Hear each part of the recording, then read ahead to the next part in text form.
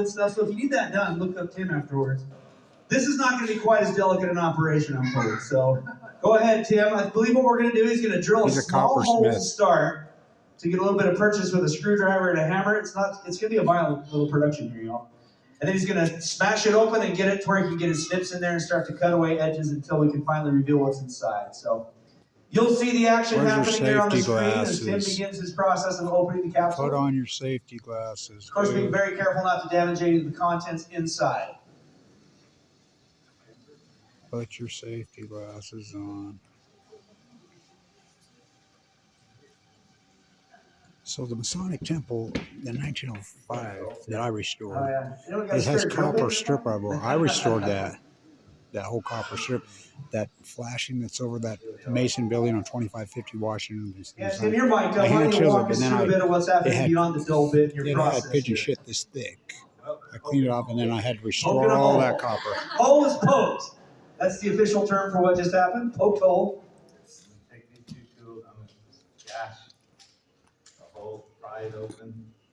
Now I'm going to get my snips in there, and then we're going to take it from there. Stuff is big. This copper is actually quite thin. I'm surprised. I thought it would be thicker.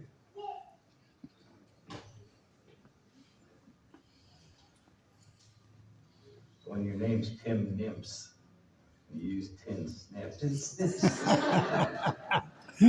Those are Tim Nips, tin snips, in case you're wondering. We'll call so them it's copper snips. 1888. Now, why is it a Masonic box in this building? It's 100 years old today. This building was dedicated 100 years ago today. The Union Station. This is the third Union Station. But the first was a little shack, and the big, beautiful one burnt down. So they rebuilt it. So why is it in 1888? Why is it a Masonic? Now, this is what you do if you want to make the historians in the room really crystal. You say, you know what? If you ever watched the Geraldo Rivera thing when he opened Al Capone's safe, remember that one? Yeah. We wanted to make sure that didn't happen, right? So I can tell you there's stuff in there. So we're not looking at a nothing burger here, Dave. So I was going to say, Al Capone once said about Ogden, it's too radical place to hear. That's when you see the historians go, oh, we can't verify that. Unfortunately, we're unable to be joined by Sarah Langs tonight from the Weber State University Special Collections and University Archives. She's a little under the weather, and we wish her a speedy recovery. Not like she knows anything. Anyway, she don't know shit. We still have plenty of historians here to answer your questions. Yeah. What's going to happen as we get this open? She doesn't know shit. Each piece will be brought out. We have the camera directly overhead, kind of like the cooking shows that you watch on TV. So you shoot straight down. I'll tell you what concern there. They're having an art opening for what's the name that died last year in the library. The relevant experts seated here on stage could probably answer a few questions about what we're looking at. We do have an official list, thanks to the Masons, who have very good records of what went into this contract. That's the only reason they're opening this. We have a pretty good idea what we're going to find. However, the only reason they're opening this in public there's always the unofficial because these Masons know what's. Yeah, put my girlfriend's picture in there. Put my pocket knife in there. We don't know what the unofficial contents are. We have a pretty good idea what the official ones are. They know, or they wouldn't be doing this. Slow and steady is the. So why is it a Masonic ceremony? It's not. Why is it a Masonic ceremony? At the very top of this box. This isn't a Masonic building. Oh. Oh, you're just dying up here and peeking right now. Start small. Hope, she's a young one curator here. This building, when the UP left, they donated Ogden and it just went to shit. I restored all that back. All the brick that's pointed up there, I did all that for years, all through the 80s and 90s. Me, one guy. Of course, I don't get no credit for it. I had 10,000 of them, including the 1905 Masonic Temple, which this is where this came from. South Weber, then 25. They were going to tear down 2550 Washington Boulevard. And I talked to Bernie and Randy.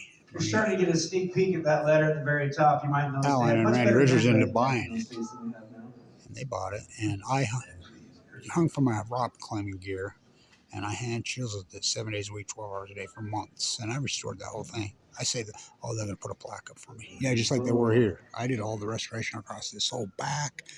All those years. Not a crew. I did all the restoration in this town for all. But I don't get no credit for nothing. I forgot more about this building in all the buildings. I've worked on them. I I can forgot hear more Hope's about than I'll heartbeat from know. right here. She's so excited to get it with the contents of the spot. Come So on, I used to tell Hope, start Bernie taking and a peek Randy. at this. So she's going to get a look in. Got it We're open. putting a lot of trust in Tim's very capable hands. I've been very nervous about this for a long time now. Oh, there's the drill bit. That's Got it, right? a little bit unavoidable. They packed this thing very full for us tonight. So the Masonic 2550 Leslie Hodson, 21 years old, that I restored and saved with my mind and my back. And she's put it all together. I've been talking to these Masons about it. And so, because they're all here, it's all Lake Masonic. I said, when you save that building, inside of it, it's all, Everything looks like it's in there's the phenomenal walls. shape I tonight. restored the We're gonna laughing show. plaster walls. So Be careful with the edges, okay? I will. I'm not. That's a nice piece of copper art you made there with the lid. yeah, it is. Put it on auction. All right, we are in. How about the Masons Thank you very much, Tim Nix. trying to open it? Couldn't. I could have had that thing Tim pulled Nix. out in a second. Greg Schroeder, thank you guys so much for your help in getting us into this thing. Good job, man. Did a good job. So that copper that's on the Masonic 1905, those overhangs All right, are Hope, you want to copper. walk us through Nobody the knew very they're first copper. things I had we're to move starting to see here? big shit that deep. Absolutely. I'm And actually then- going to start off with a bit of a spoiler and shift this off to the side for a moment. Oh, God. I'm sure you'll forgive me for changing up the show on you tonight. So I first wanted to dig into the history of the cornerstone itself. So our Masons tonight have graciously brought us some artifacts to explore about the cornerstone itself. Oh, fuck. The Masons. So They don't here know we have shit. trowels and gavels that were originally used at the 1888 ceremony to seal the cornerstone, and the gavel and the trowel from the 1924 ceremony as well. Lon, you want to come tell us a little bit about these? Oh, fuck. I do.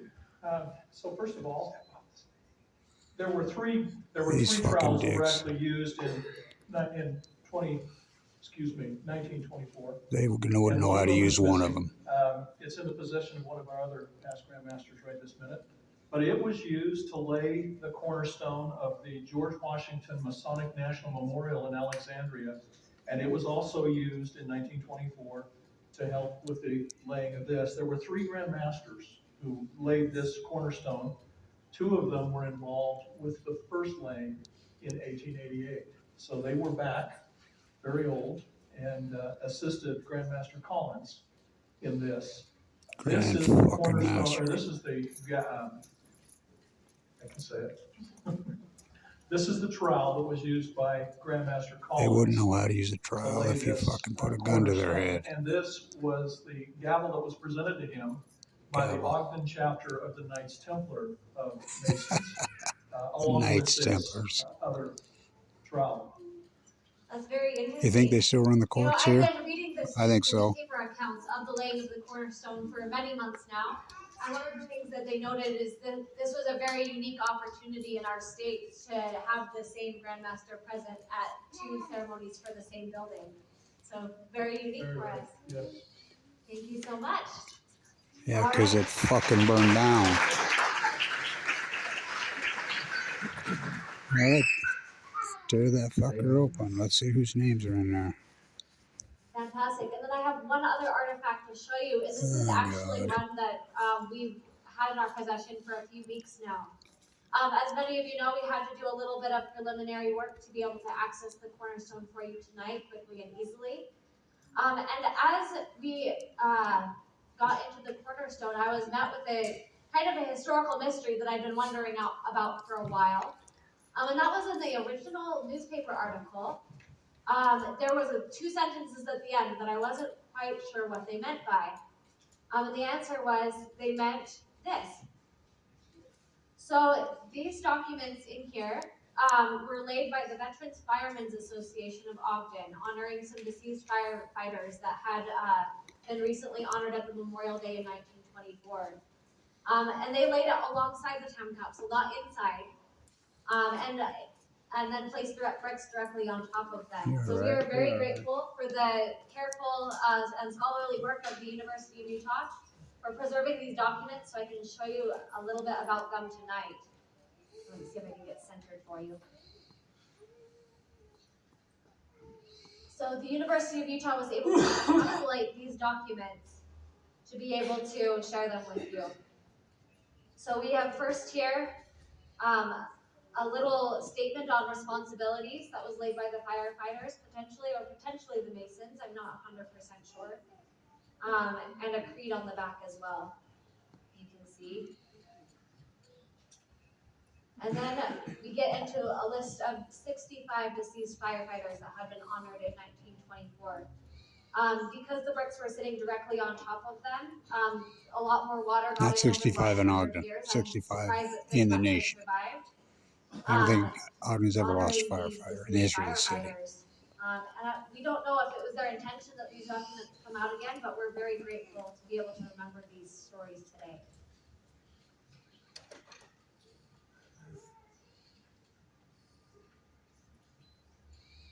They've also included some blank tissue paper for us as well.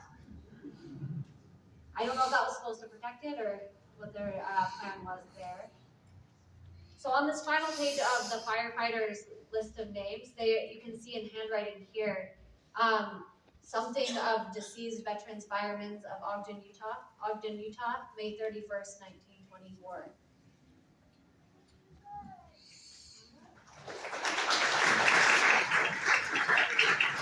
So the way this is going to work tonight, as Hope retrieves artifacts and gets them checked out and tells us what we're looking at, she'll hand them down. We're going to start placing them along these front tables. And so by the end of the evening, all the artifacts will be visible at the tables. And we'll tell you how that's going to work if you want to come for a closer look at some of these.